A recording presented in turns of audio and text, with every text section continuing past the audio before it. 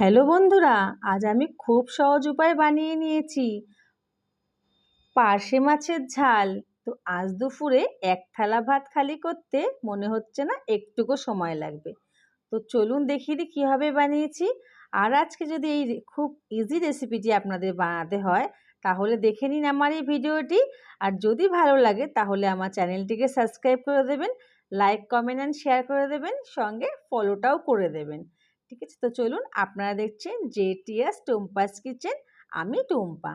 তো পাবদা মাছের ঝাল বানানোর জন্য আমি এখানে একটি মিক্সিং বোল নিয়ে নিয়েছি। তার মধ্যে আমি নিয়ে নিচ্ছি 2 চামচ কালো সর্ষে, এটা আমি সর্ষে পোস্ত দিয়ে বানাবো। তার সাথে নিয়ে নিচ্ছি 1 চামচ সাদা সর্ষে, আর নিয়ে নেব 1.5 থেকে 2 চামচ পোস্ত। পোস্ত দিলে তো খুব টেস্টি হয়। তো এই সবগুলোকে নিয়ে আমি একদম শুকনো অবস্থায় একটু পেস্ট করে নিয়ে আসছি। আচ্ছা দেখো, তো এগুলো আমার শুকনো পেস্ট করা হয়ে গেছে। এবার আমি এর মধ্যে দিয়ে দেব 3টে কাঁচা লঙ্কা, আপনারা চাইলে বেশিও দিতে পারেন যদি ঝাল বেশি খান। আর দিয়ে দিচ্ছি অল্প একটু জল, দিয়ে এটাকে আবার আমি পেস্টটাকে একটু বানিয়ে নিয়ে আসছি। তো চলো, আমার পেস্টটা বানানো হয়ে গেছে। আচ্ছা, আমি এখানে আগের থেকে একটা বড় টমেটো কেটে রেখেছিলাম, টমেটোটা এর মধ্যে দিয়ে এবার আবার আমি পেস্টটাকে বানিয়ে আনবো। তাহলে আমার পুরো মশলাটা রেডি হয়ে যাবে। তো দেখতেই পাচ্ছ আমার পার্শে মাছের মশলা কমপ্লিট হয়ে গেছে। আচ্ছা, এখানে আমি 500 গ্রাম পার্শে মাছ নিয়েছি, যেগুলোকে আমি ভালো করে ধুয়ে পরিষ্কার করে রেখেছি। এবার এগুলোকে আমি একটুখানি নুন হলুদ মাখিয়ে নেব। তো নিয়ে নিচ্ছি পরিমাণ মতন নুন, সঙ্গে নিয়ে নিলাম পরিমাণ মতন হলুদ, আর একটুখানি তেল নিয়ে নেব, সর্ষের তেল, তাহলে মাছটা খুব ভালো ম্যারিনেট করা যাবে। তো চলো, আমি এগুলোকে এবার ভালো করে এদিক ওদিক উল্টে পাল্টে নুন হলুদ তেলটা ভালো করে মেখে নিচ্ছি, যাতে মাছটা আমার ম্যারিনেট হয়ে যায়। তো মাছে আমার মাখা হয়ে গেছে নুন হলুদ। এবার আমি এখানে কড়াই বসিয়ে দিয়েছি, কড়াইয়ের মধ্যে দিয়ে দেব পরিমাণ মতন তেল মাছগুলো ভাজার জন্য।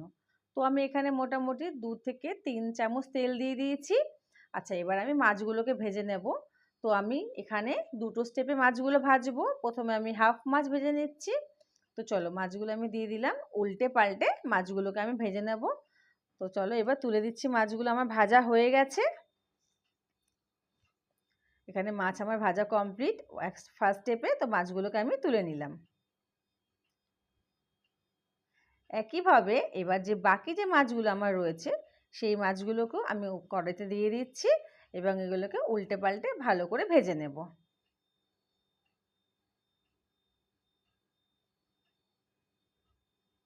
তো এখানে মাছও আমার ভাজাও হয়ে গেল মাছগুলো। তো চলো, তুলে নিলাম। এবার ওই তেলের মধ্যেই আমি এখানে ফোড়ন দিয়ে দেবো। আচ্ছা, মাছগুলো আমার খুব সুন্দর করে ভাজা হয়ে গেছে, দেখে নাও একবার সবাই। তো ওই তেলের মধ্যে এবার আমি ফোড়ন দিয়ে দিচ্ছি। ফোড়নে আমি দিয়ে দেবো একটুখানি কালো জিরে। তো আমি এখানে একদম অল্প সামান্য কালো জিরে নিয়েছি। তো কালো জিরেটা আমি এখানে দিয়ে দিচ্ছি। তার সঙ্গে দেব দুটো শুকনো লঙ্কা আমি ছিঁড়ে নিয়েছিলাম। তো শুকনো লঙ্কা দুটো আমি এখানে দিয়ে দিচ্ছি। তো ফোড়নটা একটুখানি ভাজা ভাজা করে নিতে হবে। এবার ওই যে আমি পেস্টটা বানিয়েছিলাম, মানে মশলাটা বানিয়েছিলাম, সেই মশলাটা এখানে এবার আমি দিয়ে দেব। এবার দিয়ে ভালো করে একটু নেড়ে চেড়ে নিতে হবে মশলাটা, মানে একটু কষিয়ে নিতে হবে। তবে যেহেতু এখানে সর্ষে আছে তো বেশিক্ষণ কষানো যাবে না। এবার আমি এর মধ্যে দিয়ে দিচ্ছি পরিমাণ মতন হলুদ, তার সঙ্গে দিয়ে দিলাম 1 চামচ শুকনো লঙ্কার গুঁড়ো, দিয়ে আবার একটু ভালো করে মিক্স করে নিচ্ছি। তো চলো, ভালো করে মিক্স করে নিচ্ছি, একদম গ্যাসের ফ্লেমটা লো করে দিয়েছি।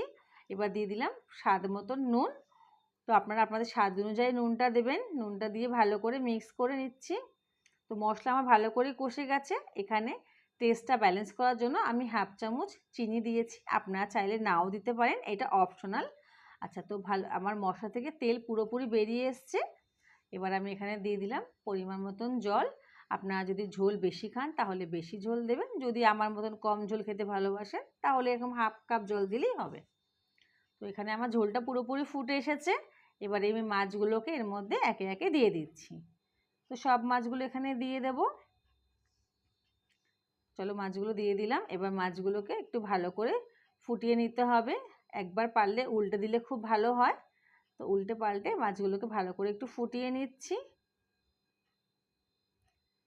ঝোলটা আমার ভালো করে ফুটে গেছে এবং ঝোলের থেকে আমার তেলটা ভালো করে বেরিয়েও এসছে। তো দেখো, আমার রান্নাটা মোটামুটি কমপ্লিট হয়ে গেছে। আমি এবার এখানে ওপর থেকে ছড়িয়ে দেবো কিছুটা ধনেপাতার কুচি।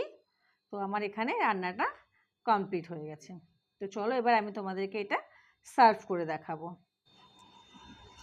আর হ্যাঁ, আবারও কিন্তু বলছি, যদি আজকে তোমাদের আমার এই ভিডিওটি ভালো লাগে থাকে তাহলে প্লিজ প্লিজ প্লিজ আমার চ্যানেলটিকে সাবস্ক্রাইব করে দিও, লাইক করে দিও, কমেন্ট করো অ্যান্ড শেয়ার করো। আর হ্যাঁ, কে কোথার থেকে দেখছো সেটাও আমায় লিখে দিও, তাহলে আমার খুব ভালো লাগবে। তো চলো, থ্যাংক ইউ সো মাচ আমার ভিডিওটি পুরোটা দেখার জন্য।